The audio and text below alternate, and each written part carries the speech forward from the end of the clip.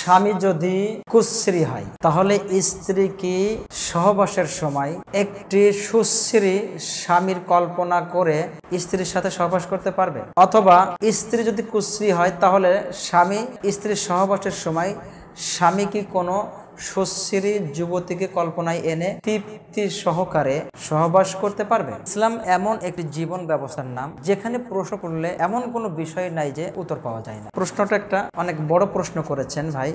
আপনি যে প্রশ্ন করেছেন যদিও বড়, কিন্তু আমরা সংক্ষেপে উত্তর দেওয়ার চেষ্টা করবো আপনার প্রশ্নটার। জি, মানুষ মনে মনে যা কল্পনা করে সেই বিষয়টাও আল্লাহ রাব্বুল আলামিনের কাছে অস্পষ্ট নয়। আল্লাহ রাব্বুল আলামিন মানুষের অন্তরে অন্তরে যে কল্পনা করে সেই বিষয়টাও আল্লাহ সুবহানাহু ওয়া তাআলা জানেন। যা আল্লাহ সুবহানাহু ওয়া তাআলা কোরআনুল কারীমের সূরা মুলুকের একটি আয়াতের শেষ অংশে তিনি বলেছেন যে ইন্নাল্লাহা আলিমুম বিযাতিস সুদূর। আমরা মনে মনে যা কিছু কল্পনা করি না কেন, যা কিছু চিন্তা করি না কেন, সবকিছুর খবর জানেন কে? আল্লাহ সুবহানাহু ওয়া তাআলা। সুতরাং একজন স্ত্রী তার স্বামী বিশ্রী হওয়ার কারণে বা চেহারা সুন্দর না হওয়ার কারণে আপনি একটা সুন্দর পুরুষের কল্পনা করে মনে করছেন আপনি সেই সুন্দর স্বামীর সাথে সহবাস করছেন, একটা সুন্দর পরপুরুষের সাথে আপনি সহবাস করছেন, এই কল্পনা নিয়ে স্ত্রী স্বামীর সাথে সহবাস করা।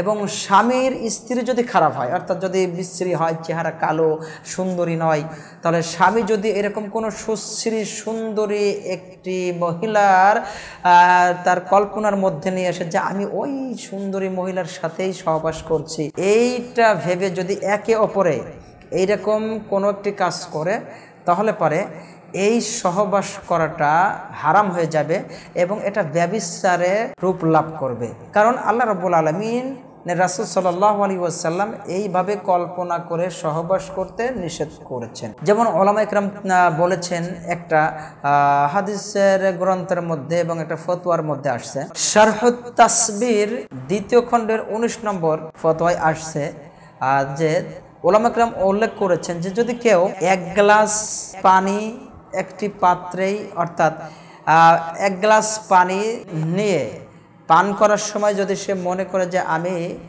নেশাদার দ্রব্য পান করছি, অর্থাৎ মদ পান করছি বা এমন কোনো কিছু পান করছি, তাহলে পরে সেই পানিটাও তার জন্য পান করা কিন্তু হারামে পরিণত হয়ে যায়। উলামায়ে কেরামগণ এটা বলেছেন, কারণ তার কল্পনার মধ্যে নিয়ে এসেছে, ভালো হালাল জিনিসটাকেও হারামে নিয়ে এসেছে।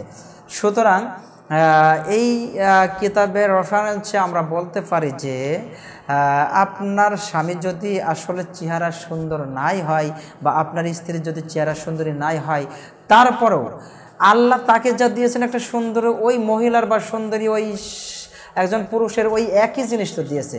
আপনার কপালে যা জুটেছে, মানে আল্লাহ আপনার জন্য যা লিখে রেখে দিয়েছেন আপনার সেটাই হয়েছে, এতেই আপনি সন্তুষ্ট থাকুন এবং এর মাধ্যমেই পরিতৃপ্তি লাভ করুন।